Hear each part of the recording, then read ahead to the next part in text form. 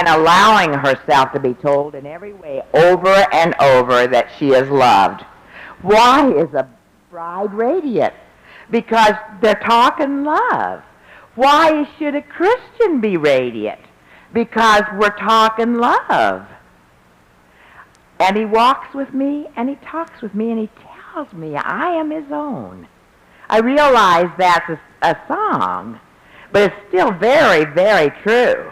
He will tell you, and he'll tell you through his word over and over and over and over as many times as you need to hear it, that he loves you. I believe young people want that feeling. You know, I like young people. Young people are more fun than older people. Young people are where it's at. I mean, anyone over 40, 35, 40, they're over the hill. It's the young people that are coming on that I like. I like young people. And I think that they want this feeling that we want with the Heavenly Father. They want it with their mothers. We want to feel enveloped in the love of God, and so do teens want to feel enveloped in the love of their moms. What do you talk about? And she walks with me, and she talks to me. You can just walk and talk. You don't even have to go to the amusement park. Just walk and talk. Alone and listen. 2 words. Alone and listen. Silly things. You know, what do we want to talk to the Lord about? Pour out our complaints. Like, I didn't get to sing a solo at that meeting, so I had to sing one now. Hurts such as I know they are, they didn't ask me, so I went in and put it in my speech. Hurts such as I know they are talking about me, and it hurts so badly, and I don't know if anyone loves me. No one will include me. I don't have a best friend. I don't have nice clothes. I'm not appreciated. They use me, and then that's all they want, and they forget me. I'm dumb. I'm stupid. I'm too this. I'm too that. I'm awkward. I'm clumsy. Those are the things we want to tell our Heavenly Father, and that's the same thing about which the girls might want to tell us. Let's stop a minute. Who can tell me? All right, young ladies, come up. Will you that I talked with? I do not know what they're going to say. Scares you a little bit. Those young ladies, come on. You come on right ahead. And are there others? And they're coming from back there, or where? Do you know where the others are? Okay. Okay, here they come. Come on, right up here. I just met with them for a minute. Yes, if you can hold the mic for them, that'd be great. Come on up here with Mrs. Moffat with them and hold the mic for them. And I asked them to tell a favorite time with their mom or their mothering one. It could be an aunt, a grandma, or whoever mothers them. Whoever is the mothering one. Whoever's mom to them. What's a favorite thing you remember? Well, I remember that when we were walking, my mom always talked, and she was like talking so long, and then she taught me how she got me saved, and that was you went over a story of salvation. Mm-hmm, okay. With my mom, and that was my special time with her because I really needed it. And I really wanted to talk with my mom because she was a nice young lady. Okay. All right. A special time with a mom or a mothering one. Well, when we go shopping for groceries or clothes and, like, go look for stuff, I always talk to her, and we always get together, and we go out to eat, and we talk, and sometimes my mom reads a book and stuff. Thank you very much. All right. Next. My most memorable times is when we go shopping and stuff, and she talks to us, and it's very exciting talking to my mom to see what she has to say, and if you have a problem with your friend, she just helps you out. So I really... You can tell her what your problem is. Yeah. Okay, good. I had a really memorable time when I was with my mom. We went on a trip for about a week, and my sister came, and we talked a lot about different stuff that happened in our lives, and it was a really special time for me. All right, thank you. Yes. I remember one day I got home from school, and I got to tell my mom that I asked Jesus in my heart. Good. Most memorable time. When my dad used to work nights, and we'd stay up late together and just talk. Thank you. Well, first of all, I felt privileged. And the most memorable time with my mom is when she took me to a doctor's appointment, and then after that she took me shopping, and also she lets me drive her around everywhere. Good night, a doctor's appointment. That wouldn't be what I think. Aren't these amazing? Okay. I remember a special time when me and my mom went shopping, and after then we went home and had a tea party together. A tea party together. All right. I remember a particular time where we went shopping and on a trip, and then we went to a fancy restaurant, and we were able to talk a lot, and it was really fun. Thank you very much. 3 times I've done this in the last little bit at 3 different churches, and always I can plan on that they're going to say, we just talked. Sometimes the people say, it was terrible things. I mean, it wasn't going to the amusement park. It wasn't anything. It was alone, and they talked. One time, they had the car break down or something, and they just had fun because the car broke down, and they were alone, and they got to talk. And never was it the big things that we usually think about, the vacations and the amusement parks, and the things we don't think we have the money for, or we feel as if we're in competition with the world because we can't do the things the world does, or we feel we're in competition with maybe a daddy who would give big things that we can't give if you're a mother alone. It's amazing to me how much they really want just to listen, be listened to, and to talk.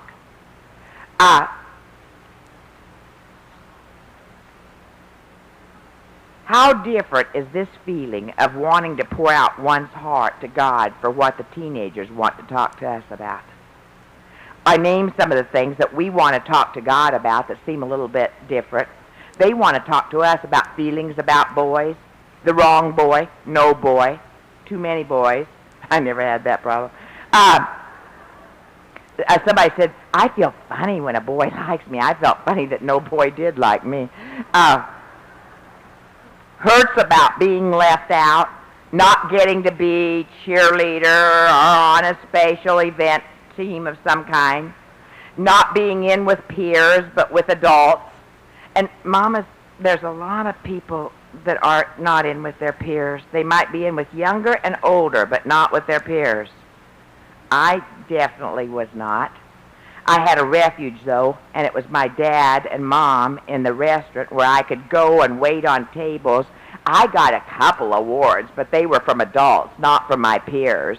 I certainly remember when I was Miss Wymore, and it certainly was not from being beautiful or anything like that. In fact, it was the grocery store decided to have a promotion, and people who went to this particular grocery store, every $10 they could vote for some particular girl. Well, all the older people in town came into the restaurant, and I served them, and they liked me, so I got to be Miss Wymore and got a bicycle. I didn't make it to Miss Nebraska. Then we did have a girl state thing where for a week we took over supposedly, the Nebraska state government, and 3 organizations in my town sent me. They were all people who were not my peers. A lot of people don't have a great deal of time with their own peers. But still, you need to help them and accept them, because if the kids feel like, oh, you don't accept that and you're scared about that, then they're going to be scared about that. Maybe their friends are changing their standards, get about in the 6th grade, 7th grade, and along like that, and the friends they had in grade school who all had the same standards and all did the same type of soul winning, and all of a sudden their friends are going a different direction, still in the Christian school, but going in a different direction, and they're losing their friends, and they don't know how to feel, and they don't know what to do, and they don't know how to talk.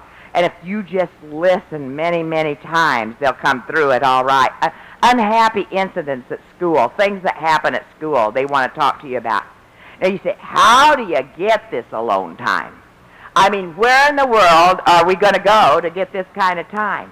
I've heard of lots of different answers to that. Some will fit you and some will not fit you. In some cases, a late curfew, and you have 8 children, and there's only 7 days in the week, so you have to go every 8 days, I guess.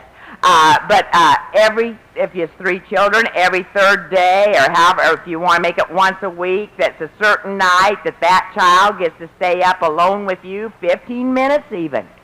But they have you alone at some time or other. It's amazing how different they are alone from when they're with the rest of the family, because they're not having to interact and see to it that they fight off and fend off everybody else. And so be able to have some alone time with them. Early times in the morning. There are some children that would get up in the morning just to be with you. We tend to think as we get older that we're not appealing to young people. But some of the people I liked the most when I was a kid were quite elderly. I would even think that way now. But they were interested in me, and they would listen to me. I think that's a figment of the imagination that the devil's played a trick on us there. They don't care what we are like if we'll just listen. In fact, if we're completely incapacitated, we can't get away from them, then they really like it. Maybe we should all lose our hands and feet, I don't know, so we can just sit and be quiet and listen. Getting in a car where alone, not doing errands alone, putting one child in the car with you, leave the rest at home to get Jack the Ripper to get him, I guess.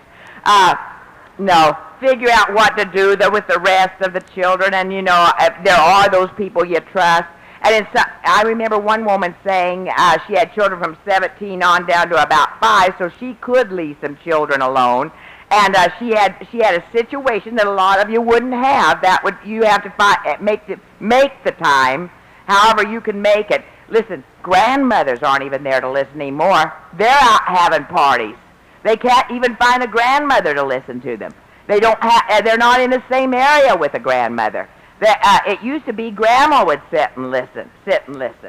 But getting in the car and taking them someplace, going down to the area where maybe there's an Aldi's and all kinds of other stores, and you're doing shopping. And one woman told me that she took one child to Aldi's, went back with that load, and everything was in one intersection, got another child, and with each child that day she let them choose something they ate.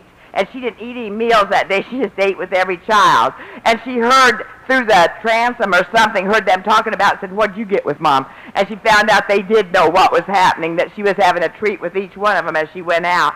But spatial times alone, work projects, that the work isn't the important thing, and if you don't get the work done, this is not the time where you're really teaching them to get the job done. This is just a background thing where you're doing mindless work and where they might begin talking to you.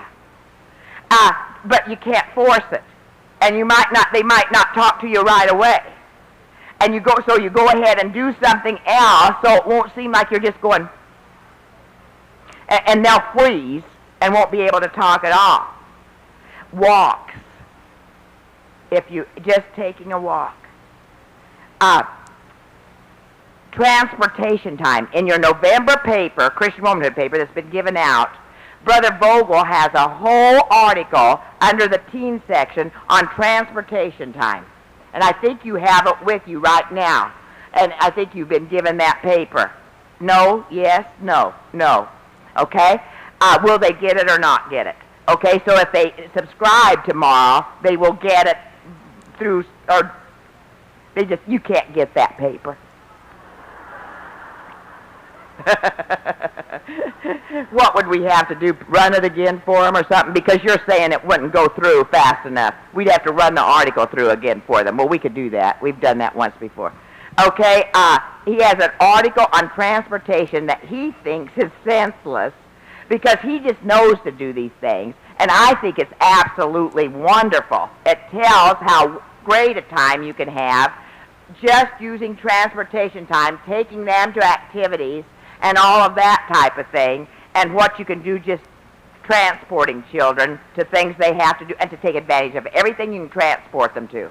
Because it's going to be soon enough they won't have to go with you. And that these would be wonderful times. Going shopping when you don't like shopping, and besides you don't like the clunky shoes they want to try. People, the clunky shoes are back in that were in when my daughter was in high school. I told my daughter she couldn't have them. They looked like orthopedic shoes, and she couldn't have them. Then I thought, yeah, let her go ahead. Then maybe they'll scare the guys away. I got to thinking it's not sin, you know, so let her have those ugly shoes. They're back in. You know, but if you don't have a fit about it, you know, and if you just let them look at it, they often find that they don't like them either if you don't jump in right away. Maybe you have a closet party together. Just figuring out, you know, what's in the closet and what you can put together, and enjoy doing something like that. Even go to your closet and let them tell you what they like and what they'd like you to put together. And just lie down on the bed and be looking up at the closet, you know, and you might get to talking about something else. Clean jewelry box together, or look at the yearbook together, or spend time looking at photo albums. It's not to get to the goal. Remember that. A lot of times, as soon as we started doing something like that, we would feel like, I may not get to that, and if I don't get to that, you know, I don't get the thing done, so they start to talk, and you go, no, we got to get this done. Anytime you can talk, anytime they'll listen. And people, a lot of times, it's not our talking, it's not our lectures to teens, it's their talking things out to us themselves. Let them talk out their problems, and let them say to you what they're thinking. And they'll get some new perspective before you have to even worry about giving them your ideas at all. It's just that it's so hard to do that. I mean, they say something like, they like some boy, and you go, he couldn't even put shoes on your baby. They weren't going to marry him.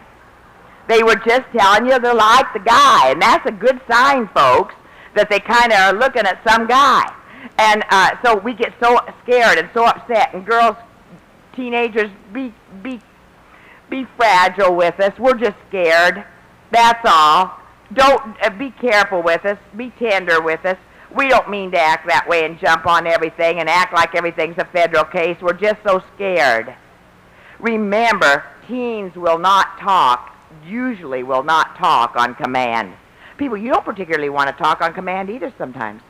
And they don't either. You don't know how long it'll take before they'll talk. But you know, if you go out in the car and you're going on an errand, and you have them in the car with you, and you don't turn on any music, and you don't tell any stories with points to them, and if you just shut up, they may eventually talk. Now, what if they never do? What have you lost? You haven't lost a thing.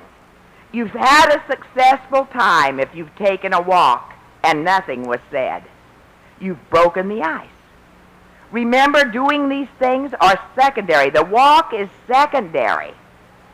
Anything you do, going on an errand, is secondary to actually reaching the goal, which is to talk or listen to your teenager. They want you alone. They tell me that. They say because everything they say that they do with their love with their mothers was alone time together. I know the world's telling you, and they've just even come out recently with a book that we don't have anything to do with rearing our children after we've given them birth. All we have to do, because from then on it's daycare and it's peers, and that's all we have to do with our children. But that's the world, and they're stupid, and we know they never do anything right. And of course, I guess that's right. If you never have anything to do with them after you give them birth, I guess it would be right to have no effect on them. And they said not to feel too bad when they go, do all these bad things, because we don't have any effect on them anyway. This has all been all over newspapers in recent days. They do. We won't be able to talk with them. We won't be able to listen to them unless we see to it that we are finding a way to get to one of them at a time. Here's some myths.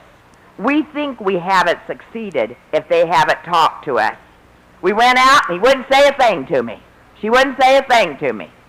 That doesn't mean that we haven't been successful at all, that it hasn't been a success. If they just knew you wanted to be with them, and sometimes don't you like to just go somebody and have, I've heard people say, we can just have companionable silence. And so we get so scared if there can't be talk going on all the time, or noise of some kind. We think this is the time to make points, but it isn't. We think all they want is all they want is things and trips. They want to go someplace, they want to do something, they want money to go someplace, that's all they want. It's not what they want at all. They want you. It's just they don't know how to say it. If they did know how to verbalize it, they wouldn't want to, because they'd be embarrassed to say it. I can't see myself as a teenager saying to my mom, I just want to talk to you. I can't remember doing that. In fact, we're afraid of rejection because we're afraid that if we do say that, we won't get them anyway. And so therefore we just go on our way and try to figure out life by ourselves because we don't have anyone that's going to pay attention to us. Alone and listen. 2 words. They want you alone and they want you to listen. It might be 15-minute times only, but couldn't it be 15 minutes? If each child knew that they were going to get 15 minutes alone with you another night, could it not be that? Or whenever your time would permit? We have immediate access to God at all times. But children don't have that to us. And they usually fear rejection if they do ask for it and don't get it. People, you stop and listen to young people, and young people will stop and talk to you. It's a beautiful thing to have young people come up to you in church and tell you how they've been getting along in school because they figure you want to know. How many young people at your church figure you want to know what happened to them in school? How many of them figure you want to know that they got an award and that you will rejoice with them? How many young people know to come and tell you something because you're going to be excited with them? And that you'll listen, and that you'll listen until they're completely through. People, that means, Ruthie, come up here, Ruthie Musser. Come on up, Susie. Y'all know Susie. Remember Susie? Susie gave me this bracelet. It's a topaz bracelet. My birthday's in November, and I don't particularly care for gold topaz, but she didn't know that, I don't think. Did you know I didn't like gold topaz too much? I shouldn't say that. I liked it. But anyway, she got blue. And how did you earn the money for that, Susie? I worked at a workshop. She worked at a sheltered workshop. Susie, I didn't even think about your being here because I don't ever take it off. Do you know that? Did I tell you that or write it to you? I don't ever take it off, do I? Do I ever take it off? No. Now, I may lose it. I may lose it sometime because I don't ever take it off. If I lose it, will you buy me another one?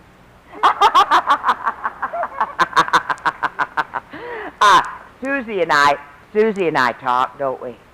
And Susie's told me lots of things she feels. Haven't you, honey? Why do you tell me things you feel? You think about that. Why do you tell me things that you feel? Like you've told me that you'd like to be married sometime and have children. Why would you tell me things like that? Because I would like to get married sometime and have children. I don't want to know that. I want to know why you told me. Silly. Why you want to tell me that? Yeah, I know it. It's true. But why will you tell me? You tell everybody? You don't tell everybody that, do you? Just us and just me and these ladies. Right? Why do you tell me? Can you think? I think I know. Do I listen to you? Yes, ma'am. Do I look you in the eyes? Do I look away when somebody else comes by? No, ma'am. I think I know. And I'm really upset with you for not knowing that. I had to stand here and tell it myself instead of you telling it. How long are you going to be here? Always. Okay, so you want to go out? You got other stories to tell me? Yes, ma'am. I'll listen. And I'll look you in the eyes, won't I? Okay, honey. Thank you.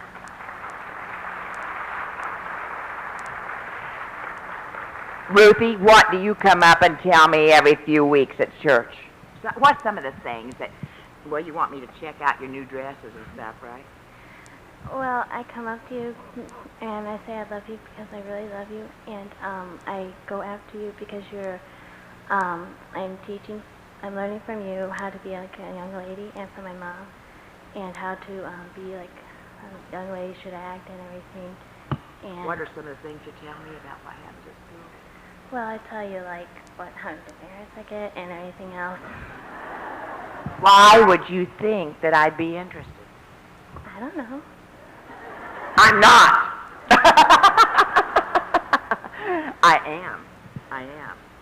But what makes you think I would be? Can you figure it out at all?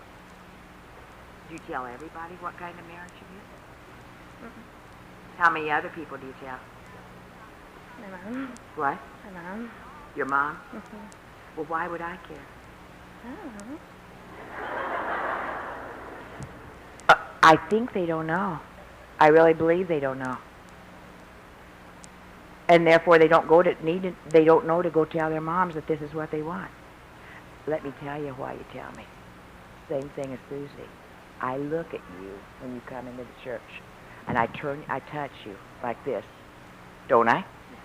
And I hold on to you as somebody else comes up and say, don't leave yet, don't I? And I look you in the eyes, do I not? And I shut my mouth. Do I shut my mouth? You better say I shut my mouth. People, who's going to go up to their mom and say, I need for you to look me in the eyes, not look at anybody else, not do any, and stay by me as somebody else does come, keep me by you, and listen and shut up. How are you going to tell a mom that? Thank you, Ruthie. Don't fall down there. That's where I fall.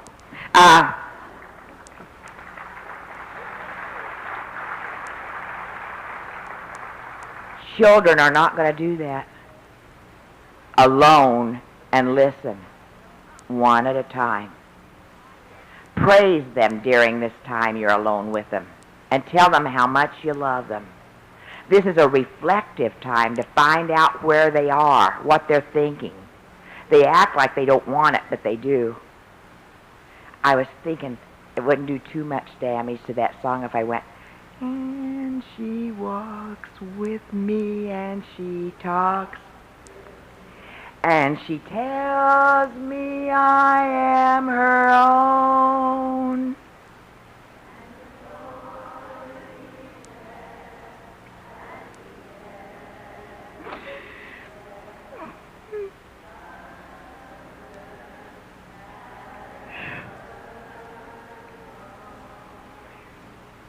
Wouldn't it be something to be the woman that they could say she walks with me and she talks with me and she tells me I am her own?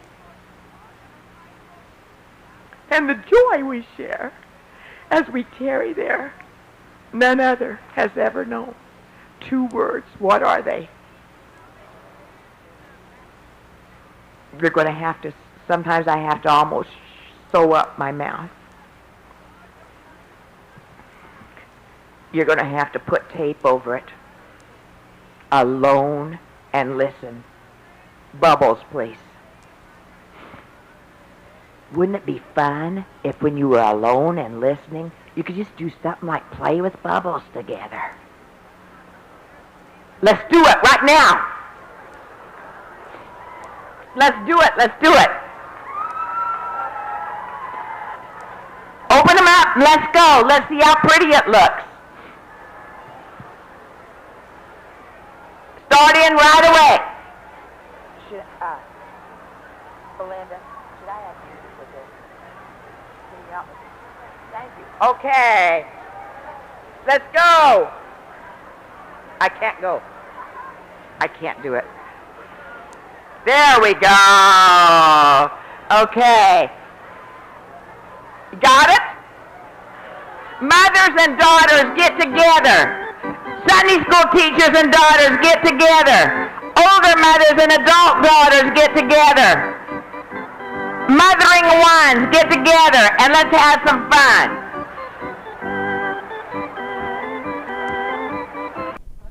You, honey. I love you. Oh, honey, did you hurt yourself? Okay, older ladies, not teens.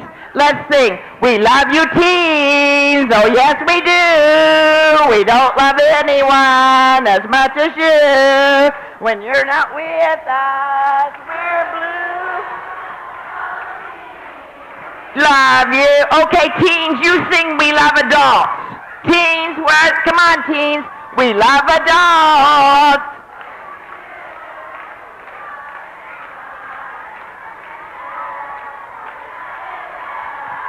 They really don't love anybody as much as they love us. It really is true. We love you, teens. Oh, yes, we do. We don't love anyone as much as you. When you're not with us, we're blue. Oh, teens, we love. All right, teens, yell. We love you. We love you, adults. We love you, adults. As much as you. Get up on the seats. Okay, teens, start. Go tell your mamas. Go tell your Sunday school teachers. Go tell somebody. Go tell some adult. Go tell somebody. Some adult. Not up here. Over that way. Go tell them you love them.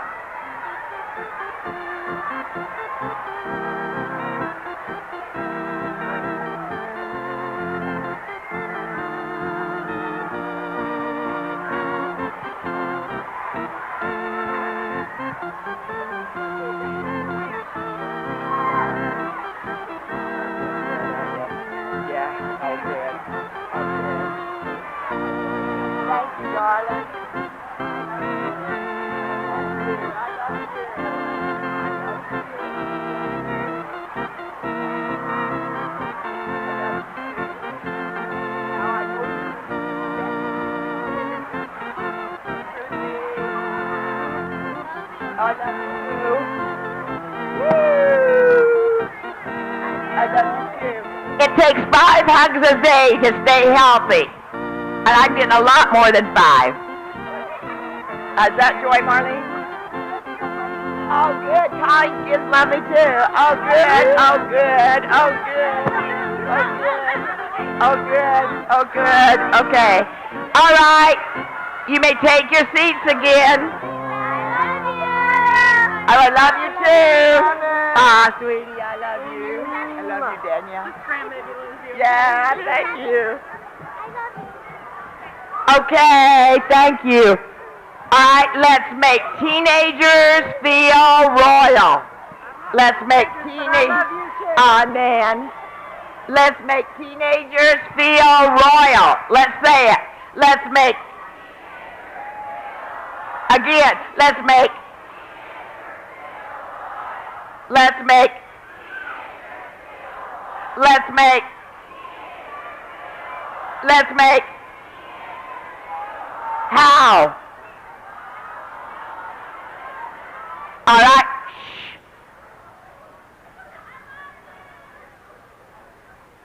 What's the matter with you? All this fuss. Carrying on like this in the church house.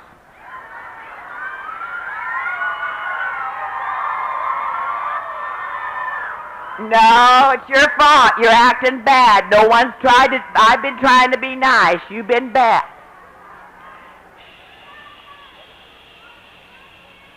Okie dokie, we got a lot more here. We got more tonight. All righty. I'm going down to watch it. You've worn your breastplate of righteousness. Your feet have been shod with the gospel of peace. You have used your shield of faith. You have worn your helmet of salvation, and you have walked with your sword of the Spirit. You dedicated yourself at a young age to living a godly life. You've lived the 3 duties of a knight. You've protected the weak. You've cared for your mother when she was sick, for your younger brother when he was much younger than you. As a child, you cared for him. And you care for weaker Christians. in your prayer for them, in your concern for them, in your love for them. You've made wrongs right. When other people have been mistreated, you have that special way of helping them feel like that they can make it. When you were mistreated in your life, you were able to turn all of your negatives upside down and make something wonderful come out of it. You've honored women. You've given yourself to your Sunday school class, in your prayers, in your care, and your love for them. You've listened, you've counseled, and you've graciously given yourself to serving them. Now, ladies, I want to address you. I know you're probably looking at me and saying, you know, it's nice to hear all these wonderful things about Mrs. Stevens, but I could never really be like her. Well, this is where I want to personally challenge you tonight.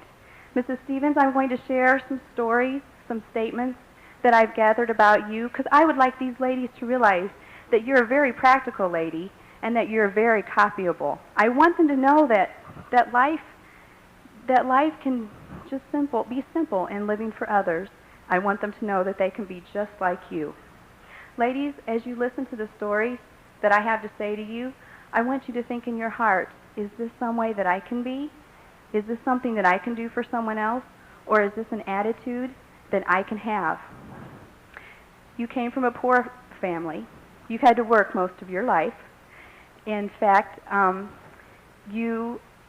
money was scarce. But even though money was scarce, you took what little you had and spoiled those who were around you. We often hear of the story where you took a baseball every week and took it home to your little brother. He was 8 years younger than you, and even though he didn't have many toys because it was during the Depression time, and so every week you'd bring him a baseball. You also spent your money in earning $11 a week, was it $12 a week, and $10 went to your mother, and $1 went for layaway for a new bicycle, the only and new bicycle that your brother ever purchased. And of course, we've heard him tease how many new dresses you've gotten since you purchased that bicycle for him. Now, girls, young ladies, I want to challenge you. These are simple stories, but you know, Mrs. Stevens, there's 8 years difference between you and your brother. How many of you have little bratty little brothers and sisters that run around? They get in your makeup, and they pull your hair and your pigtails. Well, you better watch how you treat them, because one of these days, you might get a lot of new dresses, or you might not. I mean, take it as a practical lesson. How many of you, and you don't have to raise your hands, have honestly saved money to buy a special gift for your siblings? It's important that you learn to respect your siblings even when they bug you. As a child, Mrs. Stevens, you lived a happy, normal home. We often hear the stories about your alcoholic father, but he didn't turn to alcohol till you were much older. You had one sister in heaven, and you had one sister who was your playmate. Now, quite often when Brother Howes would tell the story, I didn't realize how close you and Hazel were in age.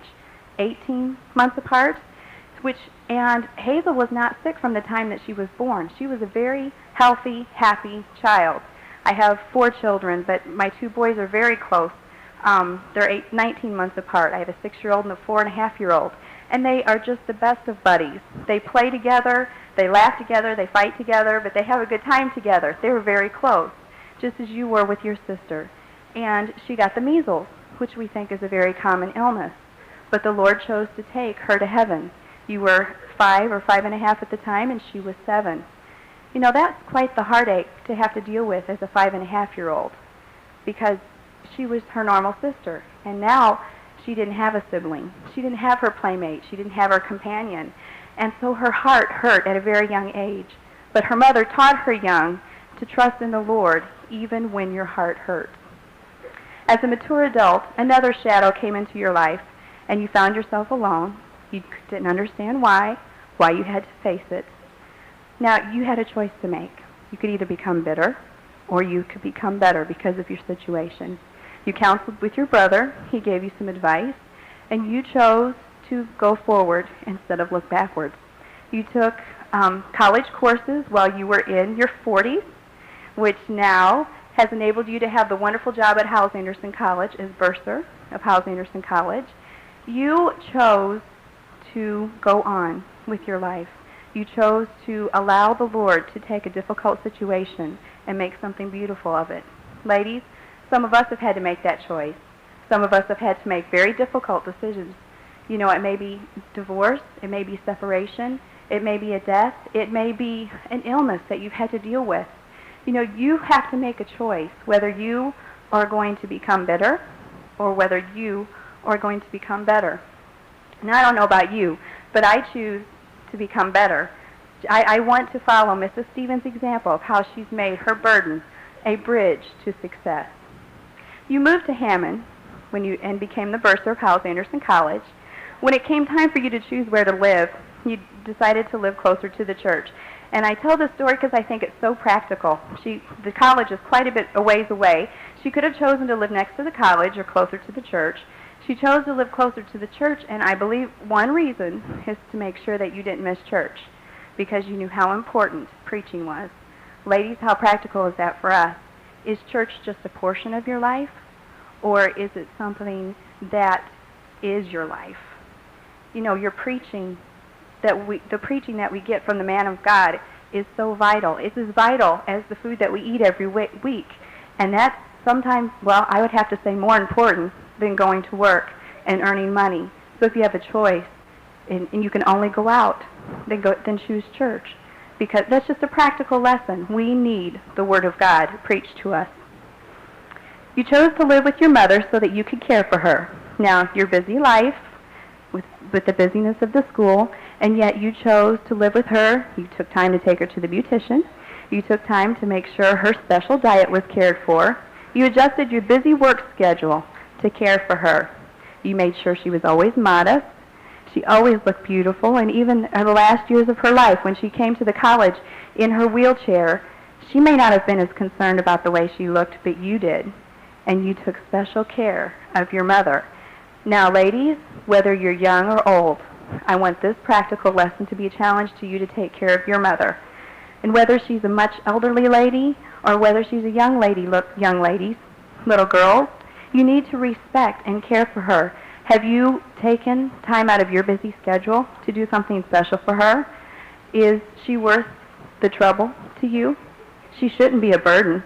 She should be precious. She's the one that gave you your life. You should take care of her. How self-sacrificial are you when it comes to your parents? Now, I know Mrs. Stevens, when she moved in with her mother, she chose to live with all the furniture and decor of her mother's likings, which meant she didn't go purchase a bunch of new furniture and say, Mom, you're going to live in my apartment.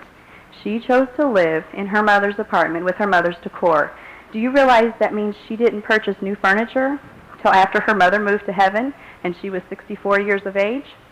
Now, that's quite self-sacrificial. So many of us want what we want because we want it, and we don't think of the other person. I guess I'm trying to tell all of these stories because I want you to realize this is a life that's been lived for others. You've been extremely loyal to your preacher in your church. You've accepted your baby brother as a preacher, and you followed his advice. In fact, you take his sermons quite as a personal challenge. One story that I have is a lady who was being baptized. She had a sorrowful past, and preacher just made the comments, you know, someone needs to take special care of her. And you, Mrs. Stevens, took that as a personal challenge, and you saw to it that you took the time to talk to her, you took the time to care for her and pray for her. You were available to listen what time you could give for her. Now, I want to give you some statements that your family has said, just some fun stories. And again, I want you ladies, and I'm not trying to belabor you with all these stories, but at the same time, it's such a practical life. If we could just take some of the simple things that Mrs. Stevens has done, and I guess the whole thing in a crux is that she's lived for others. And, you know, what is so hard about looking for someone else's needs and living for others? Family's always been important to you. You've made special efforts to be close to your family. Your family says that you can be in the midst of a conversation and they can walk up and you'll just, oh, there's my granddaughter, or there's my great-granddaughter, there's Dana, or there's Amanda, and you get so excited, and that makes them feel so special when you do that. Their burden becomes your burden. You earnestly pray for them. As when your granddaughter Cindy's husband went to heaven 15 years ago, and it's 15 years ago this week, you took the time after the funeral to fly down to Texas and to spend the day with her because she needed that encouragement. She needed that probably more than you knew. She needed that encouragement. And you were there for her, and she'll always remember that. She's eventually, since then, remarried, and it's been quite a few years since she's remarried, but they also appreciate the fact that you've accepted her new husband and her family for the way it is. And I know that you've accepted him and loved him very dearly. And you know, ladies, a practical lesson for you, there may be a new family member that comes into your family. Are you accepting them, or you don't like the change because it's something new? Just get over it. Just get over it. You know, if someone else is going to be in the family, you can't change it, so accept them for who they are and go on. Another statement I love is how Mrs. Stevens participates in your life. She's always interested in your life. Her great-granddaughter just got married, and at age 79, she took a special trip to Michigan to make sure she was a part of her great-granddaughter's wedding. You take another great-granddaughter to lunch every Sunday afternoon, and you listen to her boy stories, and you talk about silly things. And I think this story is so cute. She, one of the great-granddaughters wanted to see her boyfriend's house, or this guy she liked. She wanted to see his house. Now, we've all been teenagers at one time, and we've all wondered what it'd be like just to drive around and see what that house would look like. Well, Mrs. Stevens says, well, let's not tell anybody. Let's sneak around and go, let's just drive by that house. Now, how many of you mothers would take that much interest in your teenage daughter to do something silly like that? Well, what's wrong with doing something silly like that? I also hear that you have slumber parties at your house and that you stay up and talk and play silly games all the time with the girls. I've heard about your garbage shakes. I'm not sure I'd like to taste one. A garbage shake where you can start with vanilla ice cream and then maybe add a little bit of Tabasco sauce and whatever else ingredients you find in the kitchen just to be silly with the girls. You know, again, ladies, how many of you were so busy in our schedules? Why can't we do something silly with our children? Because they remember that. Again, it's a life lived for others. You stay youthful. You stay young with us. I heard that you went bike riding this summer. I heard that you were on a trampoline about 3 years ago. I hope I'm as agile as you. I also hear that you let the teenagers drive you around, and even though you're scared to death, you don't act panicky that the 16-year-old is driving you around. In fact, they said that they encourage her and encourage them and actually make them feel like they know how to drive when we all know 16-year-olds can't drive. You like to go shopping. You like to be involved with your family. They said when you go shopping, you don't make them feel like you're a burden. I think this is so sweet. They'll go to a store, and she'll say, I'm just going to rest in the car. You go in and shop, and when you're done shopping, we'll resume our conversation. And so they'll jump out and go shopping and come back and get in the car, and then she'll perk up and start right back where they left off. I just think that just sounds, you've learned to enjoy life, and I think that's wonderful. Another story is she's learned to carefully choose her words in order to keep her femininity and positive approach. When you're approached by men at the college, and being the bursar, she cares for the finances of the college. So sometimes you may be approached by men at the college they'll have to ask for some certain funds. Well, if the funds aren't there, you could say, it's just not there. Well, you can't have it. But that's not the way you choose to phrase your words. Mrs. Stevens would answer something more like, well, we can look in the books and see what funds are available, and if that would help your needs. Now, ladies, how practical is that? We all have something that we could say, but sometimes it's the tone of our voice and how we choose our words that will get the better effect. You know, look at your kids and say something real snotty, but if you choose to say it a little differently, you'll retain your femininity. Let's learn to choose our words carefully. Mrs. Stevens, a giver. You can't go to her house probably without walking away with something. Now, don't everyone go knocking on her door, but she always has a plate of cookies or an extra jar of mayonnaise that happened to be on sale that week. Or why don't you go through my closet and see if there's something that maybe you might need. Or maybe to her grandson or grandson, that she would say to him to go through her library and see if there's any books that he might be interested in. And just keep them. That's fine. You can just keep them. I mean, that's so giving. I love this story, how there was a red coat that you wanted, and it was a little more expensive than was in your budget, so you planned and you dreamed and you look at it and you saved and saved and saved and saved. So one day you had enough money to purchase it. Well, a lady walked in your office at the college and had a very tattered coat, and the Holy Spirit tugged on your heart and said, you need to give her that money.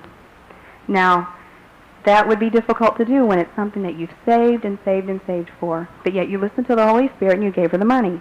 And wouldn't you know it, she came back in with the exact coat that you had saved for. Is that not correct? But the Lord blessed her with the exact same amount of money, and then you were able to go purchase a coat, correct? The same one? One very similar. One very similar. You know, you can never outgive the Lord. If the Lord tugs on your heart and asks you to give something, if it's within your power to do so, then it's best just to give it, even if it might be a little sacrificial. Now, ladies, I could go on and on about stories, but can your family say stuff like this about you? Will they be able to stand up and tell how you've lived for others? Is your family important to you? Do you participate in their lives? Do you listen to their stories? Are you interested in their activities? Are you an encourager? Do you prefer others? Can you turn negatives into positives?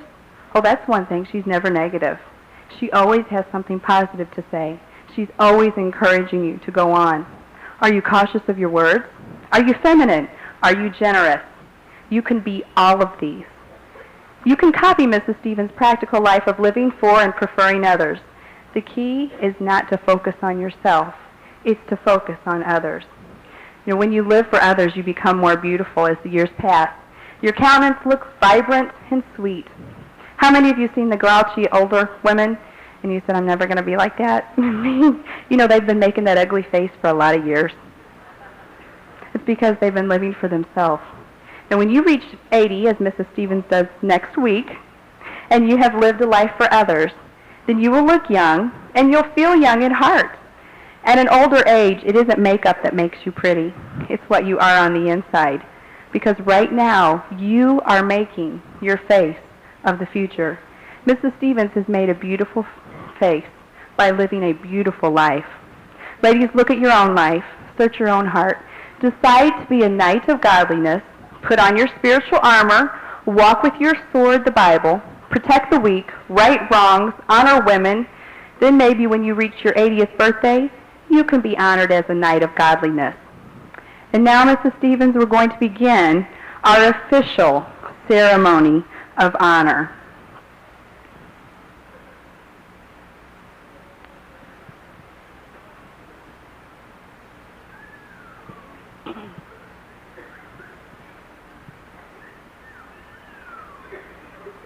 Can I have the bag, please? First, I'd like to place upon you, and if I can get it out of this bag,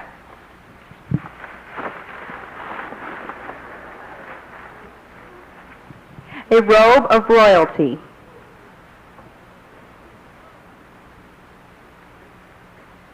Which is a nice housecoat for her to use in her practical living. This is a royal gift in which you may open later. This, as all knights are officially when they receive their knighthood, they are presented with a sword. Well, tonight we're going to present her with the true and only sword of the Spirit. You may take the Bible. I'll keep the tray.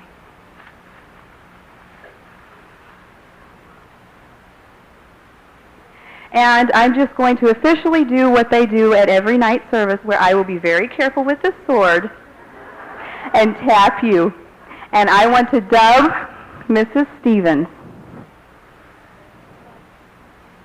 as our royal knight of godliness.